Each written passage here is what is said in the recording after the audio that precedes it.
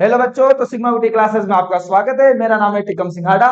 फिर से मैं आपके सामने एक और नया वीडियो लेके आया हूं और इस वीडियो के अंदर हम यहाँ पर चैप्टर नंबर फर्स्ट का एग्जाम्पल नंबर फर्स्ट करने वाले हैं। तो आइए हम इसको सोल्व करते हैं।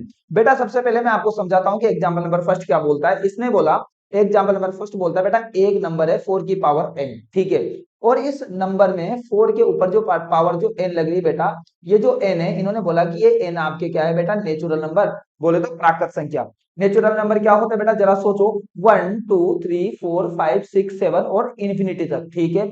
अब इन्होंने ये बोला कि चेक वेदर, कि बेटा आपको ये चेक करना है, आपको बेटा ये चेक करना है कि जब आप 4 की पावर n में n की जगह 1 2 3 4 5 6 कोई भी नंबर पुट करते हैं तो जो आंसर आता है, क्या वो आंसर का, उस आंसर का क्या जो लास्ट डिजिट है, क्या वो जीरो है या नहीं है, ये हमें चेक करना है बेटा। क्या आपको बात समझ में आई? चलो नहीं समझ में आए तो बेटा एक मौका और आपको मैं देता हूं। अब मैं क्वेश्चन को डायरेक्ट सोल्व करवाता हूं, तो इसमें आप इस क्वेश्चन को वापस समझिए। तो बेटा मैं फिर से आपको बात समझा रहा हूं, ध्यान से समझो बेटा। इसमें क्या बोला, इस क्वेश्चन में बोला कि आपको बेटा एक नंबर दिया है 4 की पावर n। बेटा मैं क्या बोल रहा हूं, हमें यहाँ पर एक नंबर दिया है बेटा 4 की पावर n। और जो ये 4 के ऊपर बेटा जो ये n है, ये जो n है बेटा, यहाँ पर जो n है ये क्या है, आपके नेचुरल नंबर। नेचुरल नंबर बोले तो बेटा प्राकृत संख्या। और हर बच्चा जानता है कि जो नेचुरल नंबर यानी कि जो प्राकृत संख्या होती है वो क्या होती है, 1 2 3 4 5 6 7 और यानी कि कहां तक होते हैं बेटा, इंफिनिटी तक। ओके, अब सुनो ध्यान से। अब हम क्या करेंगे बेटा, n की वैल्यू 1 2 3 4 5 लिख के देखते हैं और उसके बाद जो आंसर आता है उसका लास्ट डिजिट देखते हैं कि वो जीरो आता है या नहीं आता।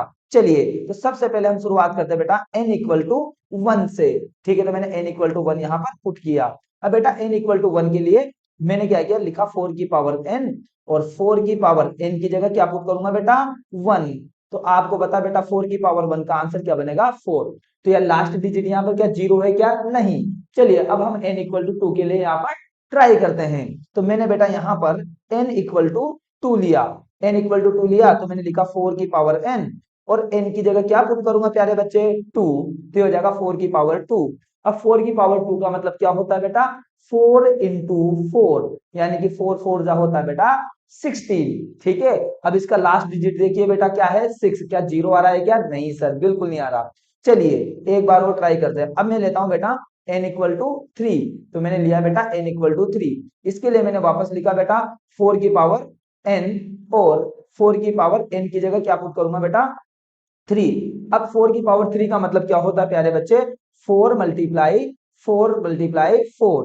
अब थोड़ा ध्यान समझिए, 4 4 जा कितना होता है बेटा 16, और 16 4 जा कितना होता है बेटा 64। तो यहाँ पे हो जाएगा बेटा 64। कितना हो जाएगा बेटा 64, ठीक है।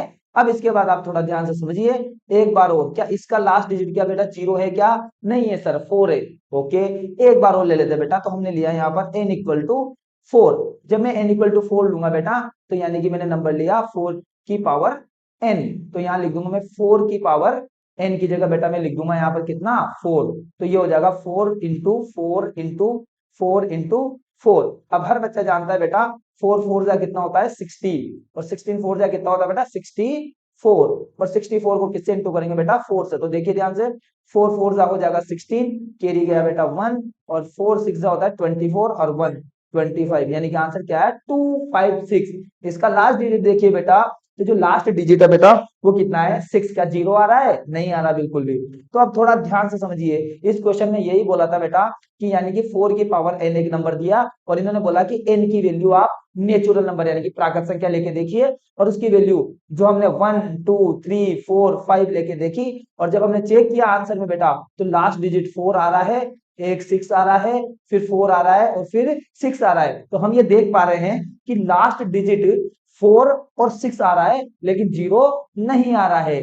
तो यानी कि यही हमें चेक करना था। तो हम बोल देंगे कि 4 की power n and not and with the digit 0, ठीक है। अब समझो यहाँ पर एक बहुत प्यारी बात भी बेटा मैं आपको समझा देता हूँ, इधर की तरफ सुनो। देखो बेटा n की वैल्यू जब आपने बेटा 1 ली और जब आपने 3 ली, देखो बेटा n की वैल्यू आपने 1 ली और 3 ली, तो 1 और 3 क्या होते हैं बेटा, ओड नंबर। तो 1 लेते, 3 लेते, 5 लेते। तो इस केस में जो यूनिट डिजिट है बेटा, यूनिट डिजिट बोले तो जो लास्ट वाला डिजिट है वो है, वो कितना आ रहा है बेटा 4। और आप ध्यान से देखो एन की वैल्यू जब आपने 2 ली तो बेटा लास्ट डिजिट कितना है 6, और एन की वैल्यू 4 ली तभी लास्ट डिजिट कितना बेटा 6। इसका मतलब बेटा अगर यदि आप एन की वैल्यू 2 और उसके बाद 4 और उसके बाद 6 लेंगे तो यानी कि जो आपका यूनिट डिजिट आएगा बेटा वो कितना आएगा बेटा, वो आएगा 6। अब आपको पता बेटा 135 क्या है बेटा, आपके ओड नंबर क्या है बेटा, ओड, यानी कि एन अगर ओड होगा तो लास्ट डिजिट बेटा 4 होगी। और ये जो 2 4 6 क्या है बेटा, इवन, क्या है बेटा इवन, यानी कि लास्ट डिजिट अगर आपके इवन है बेटा तो सॉरी यदि एन की वैल्यू आपकी इवन है बेटा तो यूनिट डिजिट क्या होने वाला बेटा 6। आगे बात समझ में, लेकिन यूनिट डिजिट यानी कि लास्ट वाला जो डिजिट है वो 0 नहीं होगा। तो इसका आंसर लिख देंगे बेटा, आंसर लिख देंगे कि 4 to the power n not not end with zero digit, with zero digit, यानी कि हिंदी में क्या बोलेंगे बेटा कि 4 की पावर n का जो आंसर है वो जो लास्ट वाला अंक है, आंसर का जो लास्ट वाला अंक है बेटा वो 0 से समाप्त नहीं होगा। ठीक है, आई होप आपको इसका सॉल्यूशन समझ में आया होगा। ठीक है, अब हम बढ़ते हैं बेटा एग्जाम्पल नंबर सेकंड की तरफ। चलिए आइए, तो एग्जाम्पल नंबर सेकंड की तरफ हम यहाँ पर इंक्रीज होते हैं। तो बेटा एग्जाम्पल नंबर सेकंड बहुत ही प्यारा एग्जाम्पल है बेटा, और ये एग्जाम्पल एकदम मोस्ट इंपोर्टेंट है बेटा। क्या है इंपोर्टेंट, तो आइए हम इसको भी समझ लेते हैं। देखो बेटा इसमें क्या बोला है, इसमें बोला कि आपको एलसीएम और एचसीएफ फाइंड करना है। दो नंबर दे रखे बेटा, एक 6 एक 20। अच्छा मेथड कौन सा, प्राइम फैक्टराइजेशन मेथड, मतलब बोले तो अभाज्य गुणनखंड विधि।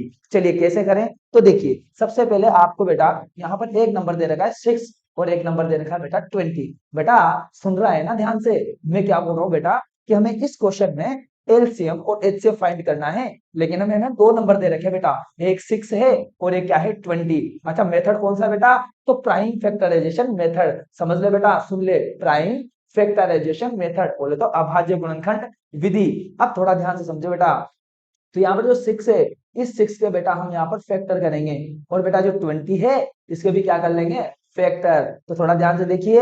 अच्छा 6 2 की टेबल में कितनी बार, 2 3 जा 6 और 3 बन जाए क्या होगा बेटा 3, मामला तो खत्म। अच्छा 20, हर बच्चा जानता है कि 20 सर 2 की टेबल में आता है, 2 10 जा 20, 10 भी 2 की टेबल में आता है, तो 2 5 जा 10 और 5 5 जा सॉरी 5 1 जा 5। तो सर ये तो बहुत ज्यादा सिंपल था। मैंने कहा हाँ बिल्कुल बेटा, शानदार था।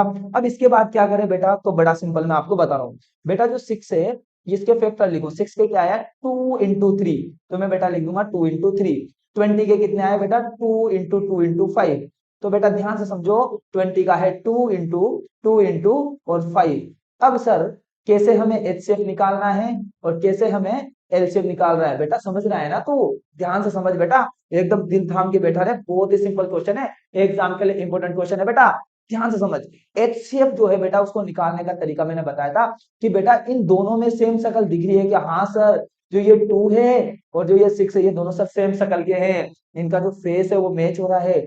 और इसके बाद यहाँ 3 है लेकिन यहाँ नहीं है, यहाँ 5 है लेकिन यहाँ नहीं है, इसका मतलब इसका जो एचसीएफ है बेटा वो क्या हो जाएगा 2, एकदम कंप्लीट है बेटा, बात समझ में आई ना। अच्छा अब एलसीएम की बात करता हूँ बेटा, एलसीएम के लिए क्या होता है बेटा, सभी को ले लो, जितने भी फैक्टर है सभी को ले लो। तो एक बहुत प्यारी बात बता रहा हूँ, ये 2 यहाँ भी है यहाँ भी है, तो बेटा इसको तो वन टाइम लेना है, बाकी जितने भी फैक्टर जैसे ये 3 है तो बेटा इसको भी ले लो, इंटू बेटा ये 2 है इसको भी ले लो बेटा, इंटू 5 इसको भी यहाँ पर ले लो। अब इसके बाद देखो 2 3 जा कितना होता है बेटा 6, और 6 2 जा कितना होता है बेटा 12, और 12 5 जा कितना होता है बेटा, ये होता है 60। It will be your answer. Simple है ना बेटा, तो आई होप आपको ये एग्जाम्पल भी समझ में आया होगा।